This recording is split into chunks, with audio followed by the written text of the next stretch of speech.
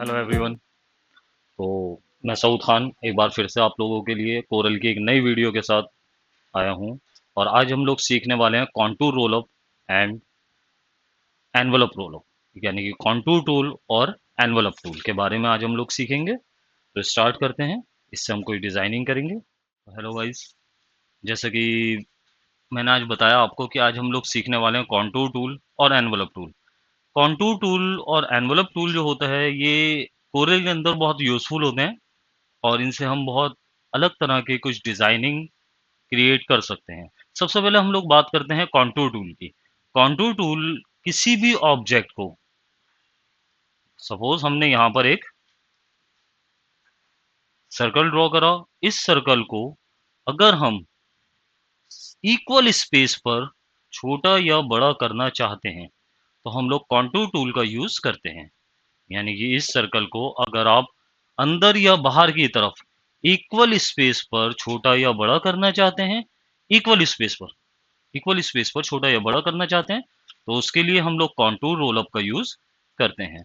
ऐसे यहाँ से हमने कॉन्टूर रोल अप को सिलेक्ट करो और इसको यहाँ से क्लिक करके ऑब्जेक्ट पे हम ऐसे ड्रॉ करेंगे।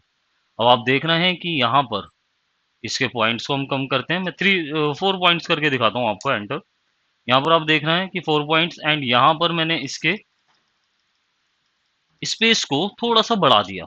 जब आप स्पेस को थोड़ा सा बढ़ाएंगे तो देखेंगे यहाँ पर हम लोगों के जो स्पेस आ रहा है, जो इक्वल आ रहा है चारों तरफ से। यानी कि आप सर्कल लें, ओवल लें, रेक्टेंगल लें या स्क्वायर लें, स्क्वायर और सर्कल में जब आप इसको छोटा करके शिफ्ट के साथ और कंट्रोल डी करते हैं या उसका कॉपी करते हैं, तो वो इक्वल स्पेस आ जाता है स्क्वायर में और सर्कल में। बट अगर वही चीज आप किसी रेक्टेंगल में करते हैं, जैसे कि ये मैं आपको दिखा देता हूँ। जैसे आपने एक रेक्टेंगल लिया और इस रेक्टेंगल के अंदर अगर आप इसको साइज को कम करते हैं शिफ्ट के साथ, तो ये देखिए चारों तरफ से जो साइज है वो हमारा साइज इक्वल नहीं आ रहा है।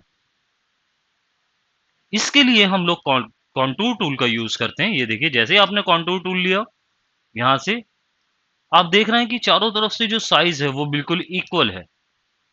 स्क्वायर में ये साइज इक्वल आ जाएगा, बट रेक्टेंगल में ये साइज इक्वल नहीं आता है। तो इसके लिए हम लोगों को क्या यूज करना है? जी, कॉन्टूर टूल। Very good. तो कॉन्टूर टूल के बाद अब हम लोग, आपको समझ में आ गया होगा कॉन्टूर टूल क्या करता है। इस कॉन्टूर टूल को यूज करने के बाद हम लोग इससे कुछ बनाने की कोशिश करते हैं। यहाँ पर हम लोग ड्रॉ करते हैं एक पॉलीगोनल टूल।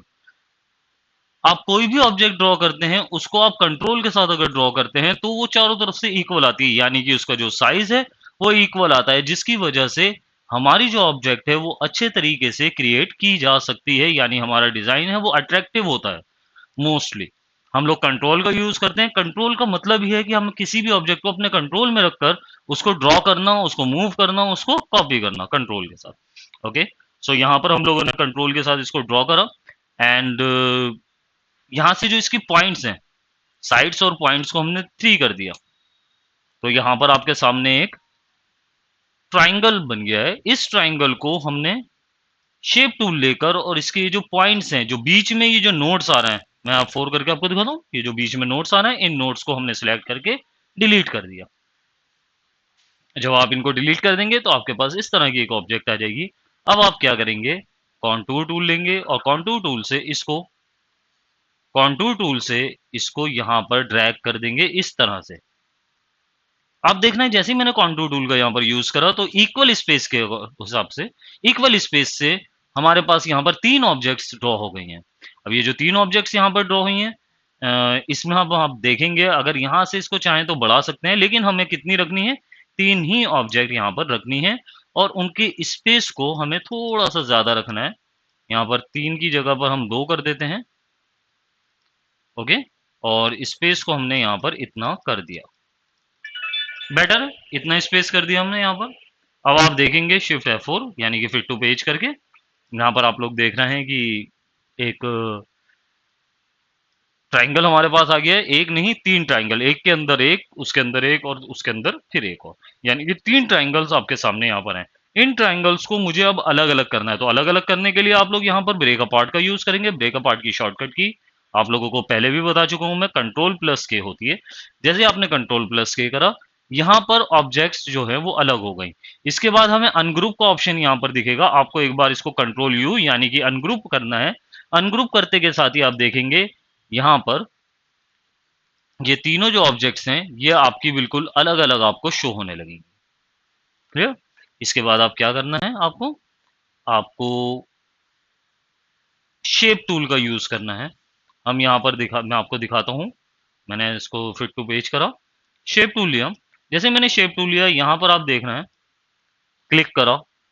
इसकी जो नोड्स हैं, आप इस नोड्स पे क्लिक करेंगे, किसी भी एक सिंगल नोड पर क्लिक करेंगे और यहाँ प्रॉपर्टीज में देखेंगे। एक तो आप लोग यूज करते हैं कन्वर्ट टू कर्व। आप लोगों ने पहले भी बहुत बार यूज करा है कन्वर्ट टू कर्व। यहाँ पर हम लोग यूज करेंगे break a part, break curve. Break curve करने से क्या होगा, जैसे ही मैंने ब्रेक कर्व पर क्लिक करा, ये देखिए यहाँ से ये जो पॉइंट्स आपस में जो नोड्स ज्वाइंट हुए हुए थे, वो क्या हो गए, कर्व ब्रेक हो गए, टूट गए, आपस एक दूसरे से अलग हो गए। तो इस तरह से आप जब करेंगे, यहाँ से इसे कंट्रोल के साथ उठाना है और ये चीज आपको ध्यान रखनी है, कंट्रोल के साथ ही करना है। विदाउट कंट्रोल करेंगे ये मूव हो जाएगा और हम लोग यहाँ पर स्मार्ट फिल का यूज नहीं कर सकते। इसी सेम चीज को हमने यहाँ पर भी अप्लाई करना है। आपने कर्व करा और इसको भी हम लोग यहाँ से नीचे, और इसको भी थर्ड वन को भी हमने यहाँ से सिलेक्ट करके और ब्रेक कर दिया। और इसको भी हम लोग यहाँ से, सॉरी गलत नोट्स को ले लिया हमने, फिर से ये नोट्स को हमने सिलेक्ट करा, कर्व ब्रेक कर दिया और ब्रेक करने के बाद हमने नोट्स को, ओहो अगेन हमने गलती कर दी। हमको देखना है कि हमारा कौन सा नोट्स आ रहा है, बिल्कुल सही। इस तरह से आपको फर्स्ट वाले ऊपर वाले नोट्स को ऊपर की तरफ करना है, नीचे वाले नोट्स को नीचे और साइड वाले को साइड में। बहुत सिंपल सा फॉर्मेट है, ऊपर नीचे एंड साइड, ये आपको भूलना नहीं है। थोड़ा सा कम, वापस F4 करके देखते हैं। अब सिंपली इसको सिलेक्ट करें दूसरी ऑब्जेक्ट को, और इसको तीनों नोट्स को, इसके तीनों नोट्स को आप एक साथ भी सिलेक्ट कर सकते हैं। टाइम को बचाने के लिए आप तीनों नोट्स को एक साथ सिलेक्ट करके और यहां से कर्व ब्रेक कर्व कर देंगे। जैसे ब्रेक कर्व करा तो आपको एक एक करने की नीड नहीं है। ये देखिए ये ब्रेक कर्व एक साथ होगा, ये देखिए ऐसे ही वही उसी फॉर्मेट में मैंने इसको यहाँ पर लाइन को थोड़ा सा बाहर निकाल दिया। बहुत सिंपल सा फॉर्मेट है और कोई ज्यादा टफ भी नहीं है। इसको हम क्या करेंगे, किसी भी एक ट्राइंगल को ऐसे आप सिलेक्ट कर लेंगे, इस तरह से सिलेक्ट करके, और आप इस ट्राइंगल को यहां से बाहर ले आएंगे इस तरह। थोड़ा छोटा कर लेते हैं, इसकी कॉपी कर ली हमने। ये तो आप लोगों को पता है कि हमने कॉपी कर ली है। यहाँ पर कॉपी करने के बाद आप इसको क्या करेंगे, ब्रेकअप पार्ट। जैसे आप ब्रेकअप पार्ट करेंगे, आपको ये तीनों लाइंस अलग अलग शो होने लगेंगी। ये देखिए ये तीनों लाइंस अलग अलग शो होने लगी। आप यहां से इसको नोट्स से पिक करिए। कहां से पिक करना है, जब ये नोट्स लिखा हुआ आ जाए ऐसे पिक कर लो। आप पिक करेंगे और यहां लेकर जाएंगे, देखिए इंसर्शन लिखा हुआ आ रहा है। मैं आपको थोड़ा सा जूम करके दिखाता हूँ इसको। यहाँ पर हम लोग जूम कर लेते हैं। ये देखिए जैसे ही मैंने यहाँ पर इसको पिक करा और इसको लेकर गया, मैं यहाँ से मैंने पिक करके लेकर गया और यहाँ पर इंसर्शन लिखा हुआ आ गया। आप लोगों को दिख रहा होगा इंसर्शन, यहाँ पर आपने इसे छोड़ दिया। वापस F4 करो और इस वाले पॉइंट को यहाँ से पिक करके हम लोग नोट से, और कहाँ रखेंगे, इस जगह पर, इस इंसर्शन पर, और इस वाले को यहाँ से पिक करेंगे और इसको रख देंगे हम यहाँ इंसर्शन पर।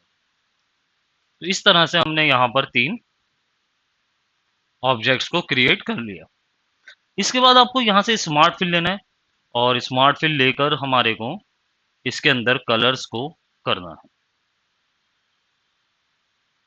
स्मार्ट फिल लेंगे हम लोग और यहाँ पर कलर्स आपको बहुत ध्यान से करना है। एग्जैक्टली यहाँ पर सारी सबसे मेन चीज़ कलर्स ही हैं, क्योंकि हम कलर्स को जब करेंगे, जैसे कि मैंने मान लो ये वाला यहाँ पर एक क्लिक करा, एक यहाँ पर करा, ये डबल कलर्स मैंने यहाँ पर कर दिए और इन दोनों को मैंने इस तरह से शिफ्ट के साथ सिलेक्ट करके वेल्ड कर दिया। कोई दूसरा कलर दे देते हैं फिलहाल, लाइक दिस।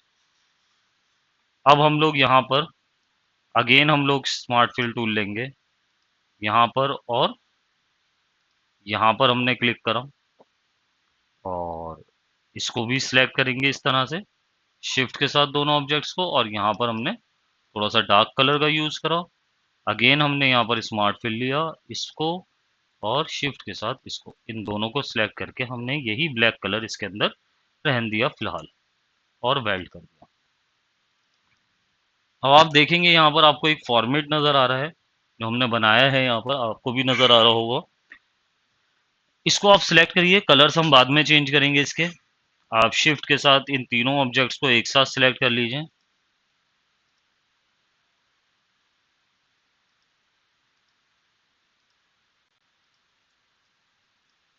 ये एक ऑब्जेक्ट रह गई है अभी सिलेक्ट होने के लिए, तो आप इस पर भी क्लिक कर दीजिए और तीनों को उठाकर आप इस तरह से रख लीजिए। अभी एक चीज़ रह गई है, यहाँ पर हमने इस वाले ऑब्जेक्ट को और इसको, सॉरी इसको और इस ऑब्जेक्ट को वेल्ड नहीं करा, इसको वेल्ड कर दीजिए। सही है, यहाँ पर हम लोग देखेंगे ये तीनों ऑब्जेक्ट्स हमारी सिलेक्ट हो गई हैं। ये देखिए, इस ऑब्जेक्ट को साइड में रखिए एंड ये जो हमारा पोर्शन है इसको आप डिलीट कर देंगे यहाँ से। अब आप इसको सिलेक्ट करिए और यहाँ पर अब हम लोग कलर्स का यूज़ करते हैं, जो अट्रैक्टिव कलर्स कुछ लगे हमारे को, तो इसको सिलेक्ट कर लेते हैं। यहाँ पर हम लोगों ने थोड़ा लाइट कलर यूज़ करो इस तरह से, और यहाँ पर थोड़ा सा डार्क इससे, एंड थर्ड वन थोड़ा सा और डार्क। अब आप देख रहे हैं कि हमारे पास एक 3D टाइप की एक ऑब्जेक्ट यहाँ पर क्रिएट हो गई है। मैं आपको दिखाता हूँ, इसको सिलेक्ट करके इसके आउटलाइन को नो लाइन कर जी।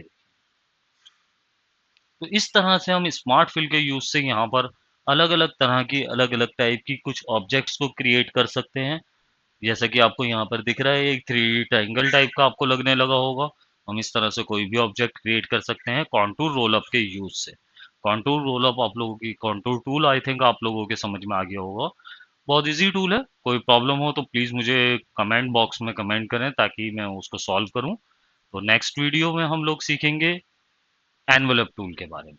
ओके, प्लीज़ वीडियो को लाइक करें, सब्सक्राइब करें एंड शेयर करें। Thank you so much.